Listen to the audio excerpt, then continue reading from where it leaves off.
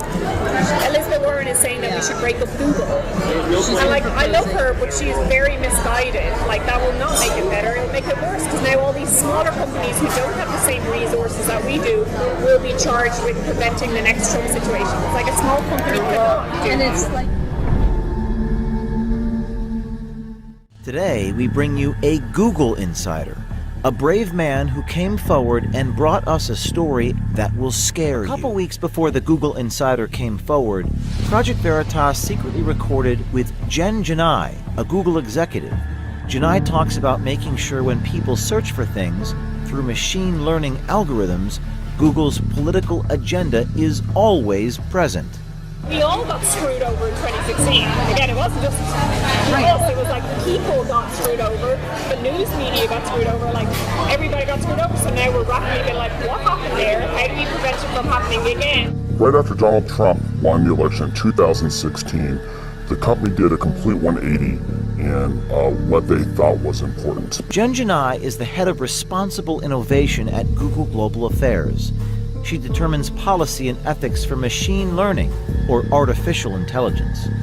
What we've learned is that AI is increasingly what Google Search is all about.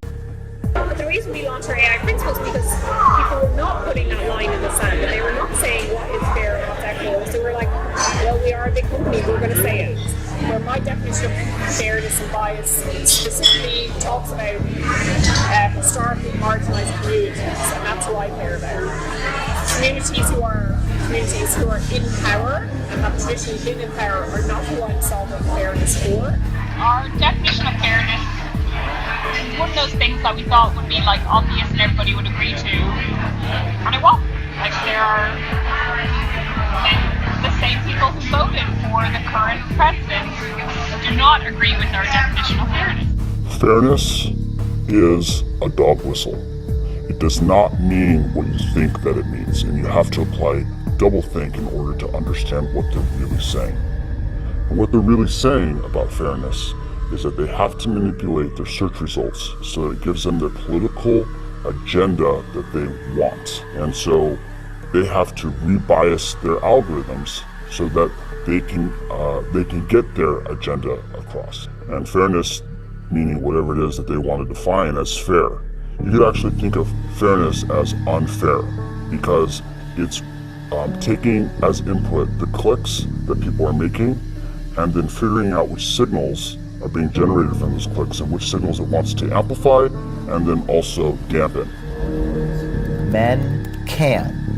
And I see men can have babies, men can get pregnant, men can have periods, men can cook. Do most people search for that stuff, or what is the company doing internally? No, people aren't searching for this. This is literally coming from source of truth databases that they've selected represent the truth and that they are pulling this information from. All these examples are part of the social justice narrative, right? And so the sources of truth that ML Fairness is selecting from to amplify are saying these keywords. Project Veritas also received a trove of confidential documents from within Google.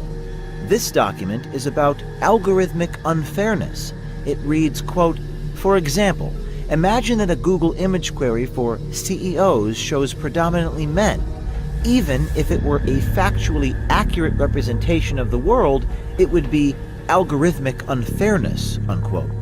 In this document, it says, in some cases, it may be appropriate to take no action if the system accurately affects current reality, while in other cases, it may be desirable to consider how we might help society reach a more fair and equitable state via product intervention. What do they mean by that? So what they want to do is they want to act as gatekeepers between the user and the content that they're trying to access. And so they're going to come in, they're going to filter the content, and they're going to say, actually, we don't want to give the user access to that information because it's going to create an outcome that's undesirable to us.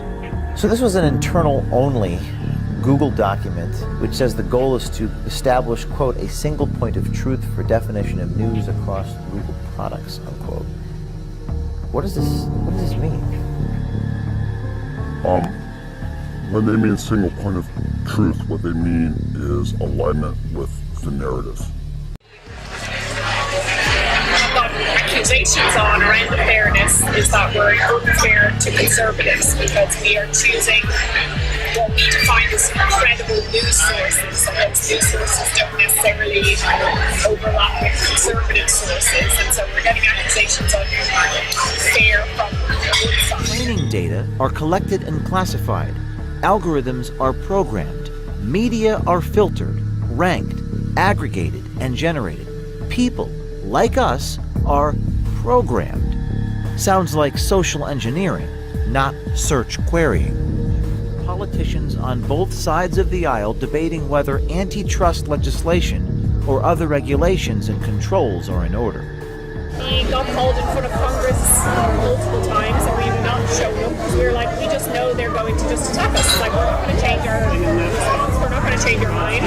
There's no point in just sitting there being attacked for something that we know we're not going to change. Like, they can pressure us, but we're not changing.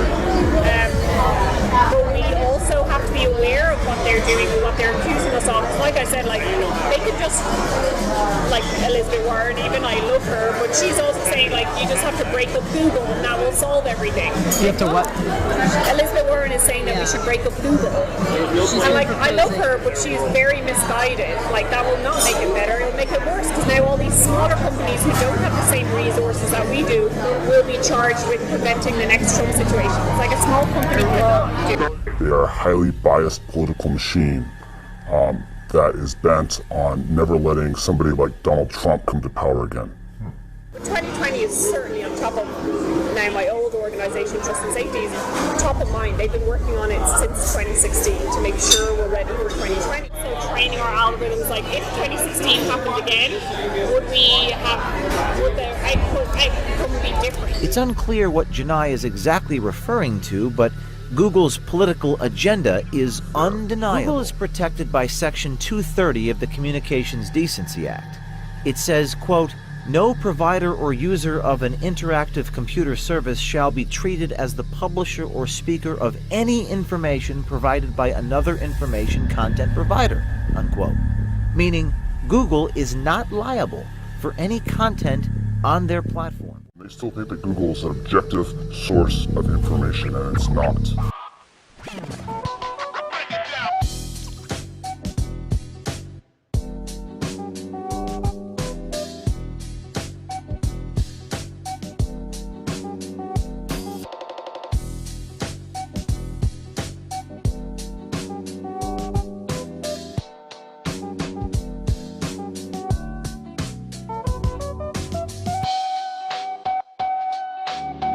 That's a difficult question because I didn't know we were in the information society.